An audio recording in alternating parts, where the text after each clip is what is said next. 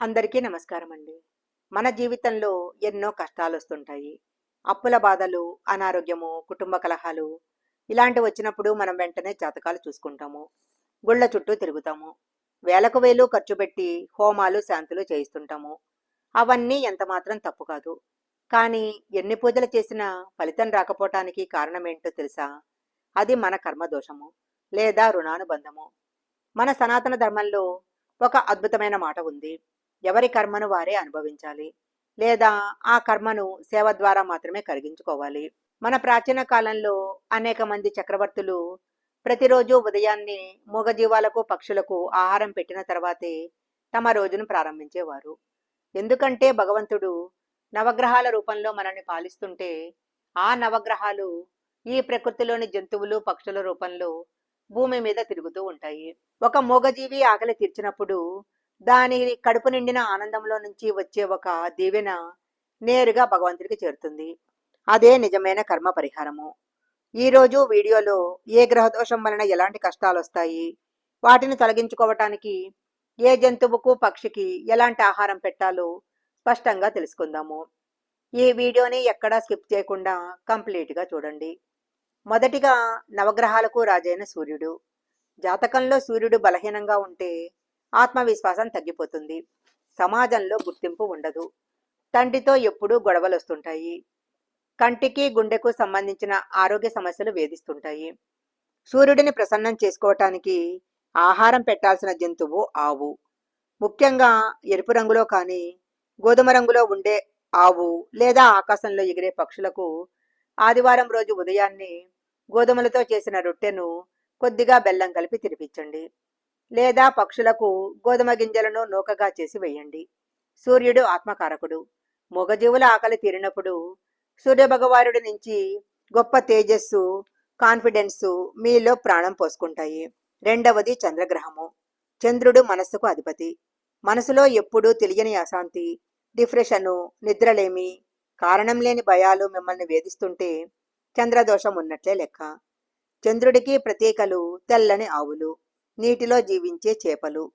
చంద్రుడు జలతత్వానికి చెందిన గ్రహము. మీకు మనశ్శాంతి కలగాలంటే సోమవారం రోజు తెల్లని ఆవుకి పచ్చగడ్డి లేదా అన్నం పెట్టండి. గోధుమ పిండితో చిన్న చిన్న ముద్దలు చేసి దగ్గరలో ఉన్న చెరువులో కానీ నదిలో కానీ పారే నీటిలో ఉన్న చేపలకేయండి. ఆ చేపలు ఆహారాన్ని స్వీకరిస్తున్న కొద్దీ మీలో ఉన్న నెగటివ్ ఆలోచనలు నీటి ప్రవాహంలా కొట్టుకుపోతాయి. మీలో ప్రశాంతత నెలకొంటుంది. మూడవ గ్రహము కుజుడు. కుజుడు అంటేనే విపరీతమైన శక్తి, కోపము. కుటుంబంలో ఎప్పుడు గొడవలు, ఆస్తి వివాదాలు, రక్తం కారే ప్రమాదాలు ఉన్నట్లయితే అది కుజదోషము. కుజగ్రహ శాంతికి కోతులకు సేవ చేయాలి. పురాణాల ప్రకారము కుజుడు సాక్షాత్తు హనుమంతుడికి లేదా సుబ్రహ్మణ్య స్వామికి ప్రతీక. మంగళవారం రోజు కోతులకు అరటి పండ్లు, బెల్లము లేదా శనగలు తినిపించండి. ఇక్కడ ఒక విషయం గుర్తుంచుకోవాలి. ఇది ఒక కర్తవ్యంగా ఎంతో ఓర్పుగా చేయాలి. మొగ జంతువులకు భయం ఉండకూడదు. కోతులు సంతోషంగా ఆహారం తీసుకుంటే మీ అప్పుల బాధలు తీరిపోతాయి. నాలుగవది బుధగ్రహము. వ్యాపారంలో నష్టాలు, మాటల వల్ల వచ్చే అపార్థాలు, చర్మ వ్యాధులు లేదా మీ పిల్లల చదువులో వెనుకబడిపోవటము ఇవన్నీ బుధగ్రహ బలహీనతను సూచిస్తాయి. బుధుడి రంగు ఆకుపచ్చ. బుధదోషం పోవాలంటే మీరు పోషించాల్సిన జీవులు రామచిలకలు, ఆవులు. బుధవారం రోజు ఆవుకి, ముఖ్యంగా లేగదూడకి పచ్చగడ్డి గనక తినిపించినట్లయితే చాలా మంచిది. ఆరుబయట ఉన్న పక్షులకు పెసలు నానబెట్టి వేయండి. బుధుడు వాక్కుకు అధిపతి. మీరు మొగజీవుల ఆకలి తీర్చినట్లయితే మీ పిల్లల చదువులు అద్భుతంగా సాగుతాయి. ఇక ఐదవ గ్రహము గురువు లేదా బృహస్పతి. అదృష్టము, ఐశ్వర్యము, వివాహ యోగము, ఉన్నత విద్య ఇవన్నీ గురుగ్రహం వల్లనే సిద్ధిస్తాయి. పిల్లలకు పెళ్లిళ్ళు కాకపోయినా, ఇంట్లో శుభకార్యాలు జరగకపోయినా గురుబలం లేదని అర్థము. గురుగ్రహానికి ప్రత్యేకగా భూమి మీద ఉన్న గంభీరమైన జంతువు ఏనుగు. గురువారం రోజు ఏనుగుకి అరటి పండ్లు, చెరుకు గడలు లేదా పసుపు రంగులో ఉండే పండ్లు తినిపించండి.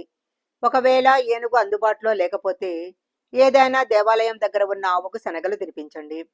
గురుగ్రహం శాంతిస్తే ఆకస్మిక ధనలాభం కలుగుతుంది. ఎన్నో ఏళ్లుగా ఆగిపోయిన శుభకార్యాలు జరుగుతాయి. ఆరవ గ్రహము శుక్రగ్రహము. జీవితంలో లగ్జరీ, వాహన యోగము, భార్యాభర్తల మధ్య ప్రేమ, ఇవన్నీ కూడా శుక్రుని ఆధీనంలో ఉంటాయి. ఇంట్లో డబ్బులు నిలవకపోయినా, భార్యాభర్తల మధ్య ప్రేమ తగ్గినా శుక్రదోషం ఉన్నట్లు లెక్క. శుక్రుడికి సంబంధించిన జంతువులు పావురాలు, హంసలు, తెల్లటి గుర్రాలు, తెల్లటి ఆవులు. శుక్రవారం రోజు పావురాలకు జొన్నలు, బియ్యము లేదా సజ్జలు వేయండి. శుక్రుడికి తీపంటే ఇష్టం కాబట్టి ఆవుకి ఏదైనా తీపి పదార్థం తినిపించండి. ఈ పరిహారము భార్యాభర్తల మధ్య ఉన్న విభేదాలను మాయం చేస్తుంది. ఇక గ్రహాలలో 7వ గ్రహము శని భగవానుడు. శని దోషము ఉంటే పనుల్లో విపరీతమైన ఆటంకాలు వస్తాయి. అడుగడుగునా అవమానాలు, కష్టాలు ఎదురవుతాయి. ఇక్కడ నేర్చుకోవలసిన పాఠము ఓర్పు. శనిదేవుడు మిమ్మల్ని ఎప్పుడూ కష్టపెట్టడు. శనిదేవునికి సాక్షాత్తు ప్రతిరూపాలు కాకులు, నల్ల కుక్కలు. శనివారం రోజు కాకులకు అన్నం పెట్టినట్లయితే ఇది చాలా గొప్ప పరిహారము. కాకులు మన పితృదేవతలకు ప్రతిరూపాలు. వీధిలో ఉండే నల్ల కుక్కలకు రొట్టెలు, బిస్కెట్లు లేదా పెరుగన్నం తినిపించండి.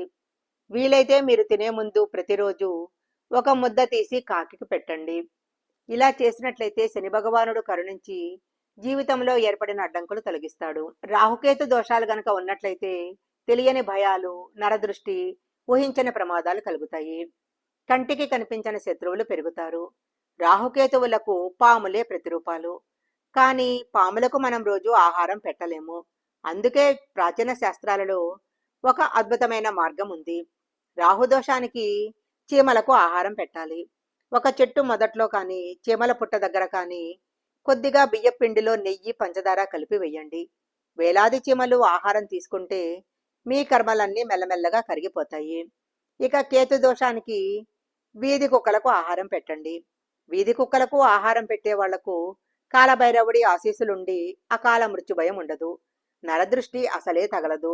చూశారు కదండి, ఆ భగవంతుడు మనల్ని ఎందుకు మనుషులుగా పుట్టించాడంటే మన కింద ఉన్న మూగ జీవుల పట్ల కరుణ చూపించటానికి. మీ జాతకంలో ఏ దోషమున్నా భయపడొద్దు. చుట్టూ ఉన్న ఆవులకు, కుక్కలకు, పక్షులకు, చీమలకు గుప్పెడు ఆహారం పెట్టండి. ఇలా చేస్తున్నామని నలుగురికి గొప్పగా చెప్పుకోవద్దు. ఓర్పుగా ఈ సేవ చేయండి. కొద్ది రోజుల్లోనే మీ జీవితంలో తప్పకుండా మార్పులు సంభవిస్తాయి. ఈ వీడియో గనక మీకు నచ్చినట్లయితే లైక్ చేయండి, షేర్ చేయండి. ఇలాంటి మరిన్ని వీడియోల కోసం మా ఛానల్ సబ్స్క్రైబ్ చేసుకోండి. పక్కనే ఉన్న బెల్ ఐకాన్ యాక్టివేషన్ చేసుకుంటే మేము పెట్టే వీడియోలన్నీ కూడా మీకు ముందుగానే నోటిఫికేషన్గా వస్తాయి. మరొక మంచి వీడియోతో మళ్ళీ కలుసుకుందాం.